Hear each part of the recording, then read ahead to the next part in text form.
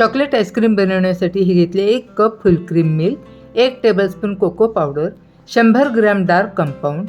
हे आता चांगले दुधामध्ये मिक्स करून घ्यायचे आहे. विरघळेपर्यंत गॅसवर ठेवून गरम करून घ्यायचे आहे. त्यानंतर थंड व्हायला ठेवून द्यायचे आहे. एका बाउलमध्ये 1 कप व्हिपिंग क्रीम आणि पाव कप कंडेन्स मिल्क घेऊन इलेक्ट्रिक बीटरने चांगले फेटून घ्यायचे आहे. त्यानंतर थंड झालेले कोको पावडर आणि डार्क कंपाऊंडचे दूध याच्यामध्ये मिक्स करून घ्यायचे आहे. 4 थेंब चॉकलेट इसेन्स घालून हे चांगले बीटरने बीट करून घ्यायचे आहे.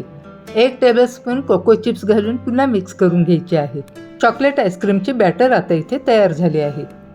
हे बॅटर आता सेट व्हायला 12 तास फ्रीजमध्ये ठेवून देऊ. फ्रीजचे कूलिंगचे टेम्परेचर मॅक्झिममला ठेवायचे, म्हणजे आईस्क्रीम चांगले सेट होईल. 12 तासानंतर तुम्ही पहा, मस्त असे आईस्क्रीम येथे तयार झाले आहे. यावर कोको चिप्स घाला आणि खाण्यासाठी सर्व करा.